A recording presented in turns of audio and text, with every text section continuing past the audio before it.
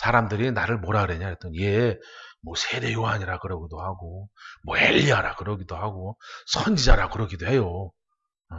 왜냐면 그래도 뭐 나쁜 인상은 아닌 겁니다. 그죠?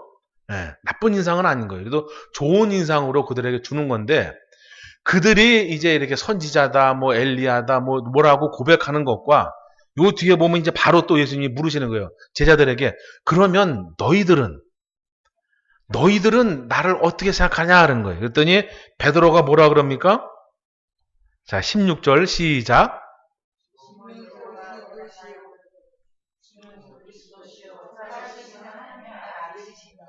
예, 자, 그리스도, 메시아 같은 말입니다. 같은 뜻이죠. 다른 나라 언어지만 같은 뜻입니다. 그게 뭐냐면 하나님의 약속받은 자, 하나님의 기름 부음 받은 자 그런 뜻이에요.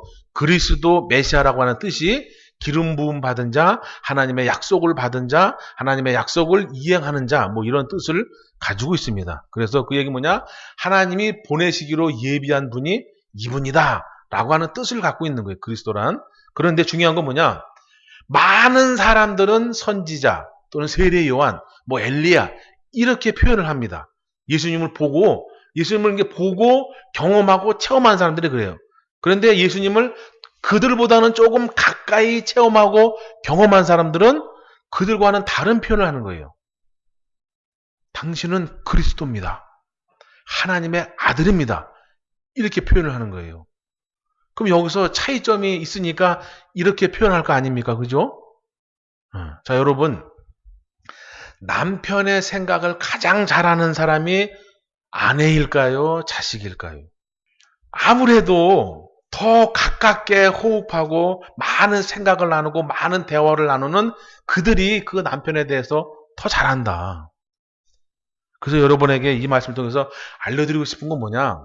어차피 여러분들이 이제 신앙생활을 하시잖아요. 어차피라는 표현은 좀 맞지 않지만 우리가 예수님을 마음에 품고 살아가지 않습니까?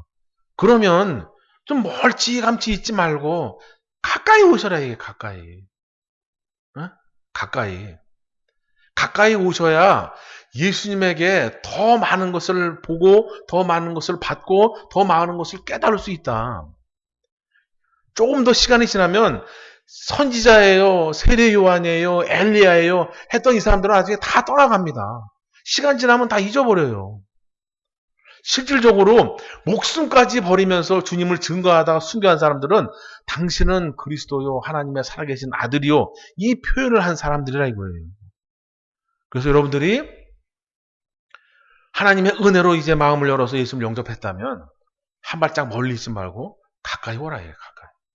가까이 와야 더 많은 은혜를 받고 더 많은 것을 체험하고 더 많은 것을 본다 이거예요. 더 많은 것을 하나님 앞에 책무, 직무, 일도 받겠지만 많은 능력도 받고 많은 은혜도 받는다. 이건 확실한 차이점이 이 사건을 통해서 나타날 수 있습니다. 자, 그리고 이제 두 번째로는 뭐냐? 많은 사람들은 이제 이렇게 대답을 하는데 베드로가 그래요. 주는 그리스도시고 살아계신 하나님의 아들이다래요. 그랬더니 예수님이 대번 그 얘기를 듣고 흡족해 하시면서 바요나 시몬아 내가 복이 있다 그러는 거예요. 복이 있다. 여기 이 복은 우리가 생각하는 그런 복하고는 다른 겁니다. 여기 이 복이 무슨 복일까요? 또 누가 그래요? 초복, 중복, 말복이요. 이 복이 무슨 복일까요? 자, 이 복에 해답이 있습니다. 17절에 내가 복이 있다 그러세요. 그런데 19절 한번 읽어주시기 바랍니다. 시작.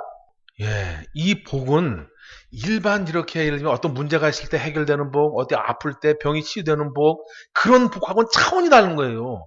천국 문을 열면 열리고 닫히면 닫히는 거예요. 이 어마어마한 복을 이 베드로는 이 고백 하나로 받는 거예요. 지금 여기서는 이 고백이지만 이 말씀을 계시록까지 연동시켜서 보면 계시록에는 이 베드로 같은 사람, 현재 이 고백을 하는 이 베드로 같은 사람을 뭐라 그러냐면 두 증인이라 그래요. 두 증인. 누가 될지는 아직 정해지지 않았지만 그 때가 되면 두 증인을 세우시는데 이 두 증인이 바로 이와 같은 권세를 받는 거예요. 하늘문을 닫으면 닫고 열면 열리는 거예요. 오늘부터 3년 반 동안 비 오지 마 그러면 전 세계적으로 비가 안 오는 거예요. 일단은 바요나 시몬아 내가 복이 있다는 거예요. 복이 있다. 그 복은 천국 열쇠를 주는 큰 복을 말씀하시는 겁니다. 근데 그 다음 일이 뭐냐? 그러나 이것을 깨닫게 하고 알게 하니는 내가 아니야. 네 스스로 깨달은 것이 아니라 하늘에 계신 내 아버지께서 깨달음을 허락해 주신다라는 거예요. 근데 그 전에 뭐라 했냐면 내게 알게 한 이는 혈육이 아니다라는 표현이 있죠. 그죠? 이 혈육은 뭐냐? 예수님을 주라고 고백하고 예수님을 그리스도라고 고백하는 이것은 육신으로는 죽었다 깨어나도 할 수 없는 고백이다라는 거예요. 육신의 생각은 보는 것에 한계가 있다. 한계가 있어. 한계가 있는 거예요. 하지만 영적인 것은, 영의 세계는 그 한계가 없다. 왜? 하나님이 함께 하시기 때문에 그래요. 그래서 육적인 것은 내가 육신의 힘으로, 육신의 능력으로 풀어나갈 수 있겠지만 영적인 것은 하나님의 도우심이 절대적이다. 이런 걸 기도하시는 거예요. 그런데 이렇게 알게까지 베드로는 좀 먼 발치에 있는 사람들하고는 달랐다. 무엇이 달랐냐? 예수님과 어찌됐든 간에 3년 반 동안은, 이 3년 동안은 예수님을 졸졸졸 따라다니면서 많은 것을 보고 체험했다 이거예요. 어? 여러분들 썬데이 크리스찬이 되시면 절대 이것은 받을 수 없습니다. 물론 주일 예배는 주일에 드리지만 여러분의 삶이 매일같이 예배의 삶이 돼야 되는 거예요. 예배의 삶 아시죠? 예배의 삶이란 주님의 말씀을 묵상하고 항상 주님 앞에 간절한 마음을 담아서 기도하고 또 항상 성화, 거듭나는 삶을 살고 이런 것이 예배의 삶입니다. 우리 예배 올 때는 그래도 평일날하고 좀 마음가짐이 다르잖아요. 그죠? 그냥 자다가 벌떡 일어나서 오시는 분 없잖아요. 그래도 주일날 예배드리러 가기 위해서 뭔가 마음을 좀 준비하고 또 다른 생각을 품고 오시잖아요. 그런 생각을 매일 하는 게 예배의 삶이라는 예배의 삶. 그럴 때 이 베드로같이 육신의 생각을 뛰어넘어서 영의 생각을 하게 되고 그럴 때 하나님께서 더 많은 것들을 일깨워 준다 이거예요. 그래서 깨달음이 있을 때 그때 비로소 우리 주님을 만날 수 있고 고백할 수 있다. 자, 그래서 19절 이제 천국 열쇠를 주시는 겁니다. 그래서 풀면 매이면 매이고 풀면 푸는 그러한 큰 것을 이제 이 베드로에게 주시는 겁니다. 그래서 이에 제자들이 경계하사 또 이에 제자들에게 경계하사 자기가 그리스도인 것을 아무에게도 이르지 말라 그래요. 지난주에는 말씀드렸죠. 나를 임금 삼으려고 하지 말어. 근데 여기서는 내가 그리스도인 것을 말하지 말어 그러는 거예요. 뜻이 있다. 뜻이 있어. 첫 번째 임금 삼지 말라고 하는 것은 하나님의 나라, 이 세상 나라가 아니라 하늘나라의 임금이시기 때문에 그래요. 그러니까 야 나는 이 나라의 임금이 아니라 너희가 앞으로 가게 될 하늘나라의 임금이야. 감히 나를 갖다 왜 끌어내리려고 그래. 너희들이 내 나라에 와서 나의 자녀로 살아가야지. 그런 뜻을 내포하고 있는 거고 그 다음에 여기서 그리스도인 것을 말하지 말라는 것은 뭐냐. 이들에게 그리스도란 뭐냐? 우리의 그리스도와 이들의 그리스도는 조금 다른 의미를 갖고 있습니다. 이들에게 그리스도는 로마의 속박으로부터 구원의 줄, 자유함을 줄 그 메시아를 기다리고 있는 거예요. 심판자를. 그러면 예수님은 이 땅에 오실 때 크게 두 가지 목적을 갖고 오신다. 첫 번째, 이 이스라엘 백성을 구원하기 위해서 오시는 목적도 있지만 또한 다른 목적은 뭐냐? 우리를 죄에서 심판해서 자유함, 구원이라고 하는 것을 베풀기 위해서 오시는 거다 이거예요. 근데 여기서 이들이 원하는 것처럼 그냥 메시아 그리스도인 것으로 그리스도로 오시고 이 일만 해결했다면 저와 여러분은 구원을 받지 못했다. 우리는 천국을 알지 못해요. 천국이 있다는 얘기 들어도 천국 갈 수 있는 방법이 없습니다.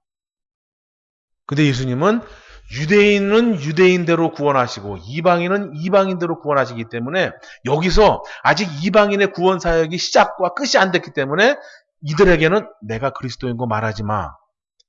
만약 내가 그리스도인 걸 말하고 그리스도인 것이 여기서 성취가 되면 이방인들은 구원받지 못해. 그렇기 때문에 잠시 조용히 해. 그러는 거예요.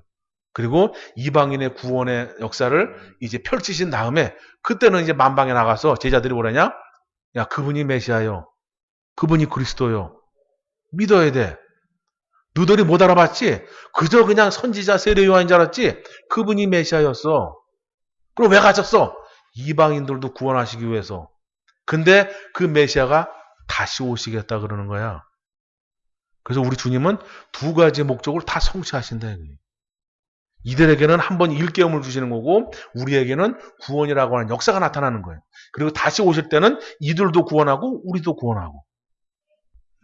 자, 그래서 주는 그리스도라는 것을 이제 말하지 말아라 이거예요. 왜냐면 아직 다른 목적이 남아있기 때문에 그러시다라는 겁니다.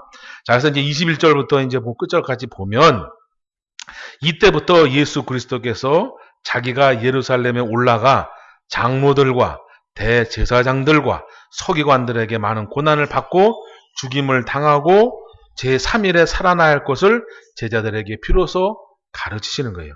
자, 이 큰 비밀, 앞으로 어떻게 될 이 일도 먼 발치에 있는 사람은 모른다, 이게 몰라. 가까이 있는 제자들에게만 알려주시는 거예요. 그러니까 여러분이 하나님의 크신 뜻을 알려면 하나님과 가까이 지내셔야 된다. 그래서 여기서 가까이 지내는 이들에게 앞으로 내가 이제 3년이라고 하는 기한이 끝나면 저 보이지? 저 바리새인, 서사두개인, 서기관 저들 보이지? 저들이 이제 나를 갖다가 누명을 씌워서 죽일 거야. 그런데 걱정하지 마. 3일 만에 내가 다시 부활할 거니까. 알겠냐? 우리 주님은 단 한 번도 어떠한 큰 일을 행하실 때 그냥 행하시는 적이 없어요. 다 미리 말씀해 주시지, 미리. 예를 들면 그런 거다. 앞으로 주님이 오시게 되면 저만 아는 게 아니라 깨어있는 모든 사람들이 다 주님의 재림을 알 수 있다 이거예요. 근데 여기서도 보면, 자, 혈육으로 보면, 영의 생각이 아닌 육신의 생각으로 보면 베드로는 어떤 사람입니까? 이런 거예요. 예수님의 이제 이렇게 막, 야, 앞으로 내가 이제 저들에 의해서 죽임을 당할 거야. 했더니 베드로가, 예수님, 제가 보기보다는 싸움을 잘합니다. 제가 뱃사람이거든요. 싸움 잘해요. 제가 지켜드릴 테니까 걱정하지 마시라고. 그러면 일반적인 사람의 생각으로 보면 어때요? 아, 그래, 네가 뭐 내가 너를 보디가드로 고용하는 건 아니지만 그렇게까지 네가 나를 생각해주고 나를 도와주니 정말 고맙다, 베드로야. 너밖에 없다. 네가 최고다. 이래야 되는 게 맞는 거 아닙니까? 그죠? 그런데 우리 예수님은 뭐라 그래요? 이 사단은 귀신보다 위에 있는 존재입니다. 사단, 마귀, 귀신이라고 하잖아요. 그죠? 서열로 보면 귀신 위에 마귀가 있고 마귀 위에 사단이 있습니다. 한마디로 베드로한테 방금 전까지 칭찬하다가 지금 너는 귀신의 왕이요. 이 사단, 아우, 이라고 책망하시는 거예요. 요즘 말로 하면 천국과 지옥을 그냥 한순간에 오르락내리락 한 겁니다. 이게 사람의 생각으로 보면 큰 시험거리다, 큰 시험거리. 근데 절대 그렇지 않다 이거예요. 베드로 입장에서는 정말 예수님에게 신의 또는 의리를 지키는 거고, 예수님은 하나님의 입장, 예수님의 입장, 앞으로 이루어져야 될 그 입장을 보면 베드로가 오히려 반대하는 집단이 되는 거예요. 그럼 왜 이런 결과를 초래하느냐? 아직 주님을 아는 것이, 주님을 이해하는 것이, 주님의 뜻을 파악하는 것이 부족해서 그렇다 이거예요. 그러니까 우리가 예수님을 믿고 신앙생활을 하는 것이 사람의 생각으로 접근하면 예수님과 너무 거리가 멀어지고 예수님과 반대된 행동을 한다 이거예요. 그러면서 자기는 교회 가서 뭘 했다 그래요. 그러면서 나는 하나님 앞에 뭘 했다 그래요. 근데 하나님이 인정해 주지 않았어. 교회가 인정해 주지 않았어. 그러면서 교회를 등지고 하나님을 등지게 되는 거예요. 이게 만약에 일반 사람이었다면 베드로는 시험 들고 내가 다른 메시아 기다리지 이러고 가버리는 거예요. 그러나 우리 예수님은 그렇지 않은 거예요. 사람의 뜻이나 이루려고 이 땅에 오신 분이 아니고 예수님이 죽으시고 분명히 그거 전에 말씀드렸잖아요. 내가 죽지만 3일 만에 부활한다니까. 3일 만에 다시 있다고. 근데 그 뒤엔 말은 못 듣거나 아니면 안 믿은 거죠.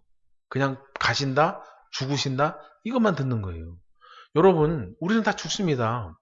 하지만 이 예수님처럼 우리는 부활체를 입는다니까요. 부활체. 지금 현재 이 모습에서 이 썩지 않는 몸으로 다시 부활체를 입는 거예요. 그래서 베드로에게 그러는 거예요. 이거 너는 사람의 생각이다. 내가 죽어야 되는 거야. 이것이 하나님의 더 큰 뜻을 이루는 거예요. 요걸 이제 요게 이해하기 힘들면 이렇게 보시면 됩니다. 농사를 지면 씨앗이라는 것을 심습니다. 씨앗. 그 씨앗이 심겨졌을 때 걔가 죽으면 더 많은 열매를 맺지만 그 씨앗이 안 죽고 그 흙 속에서 가만히 있으면 그냥 가만히 있는 거예요. 또는 썩어 없어지는 겁니다. 근데 그 씨앗이 죽어야만 더 많은 열매를 맺는 거예요. 바로 예수님은 이 부분에서 씨앗이다, 이거 씨앗. 그런데 베드로는 그 씨앗만 지키겠다는 거예요. 더 큰 열매를 바라보지 못하고 더 크신 하나님의 뜻을 바라보지 못하고. 그래서 저와 여러분은 사람의 눈으로 보지 말고 하나님의 눈으로 봐서 더 크신 하나님의 계획을 이해하시고 보셨으면 좋겠다.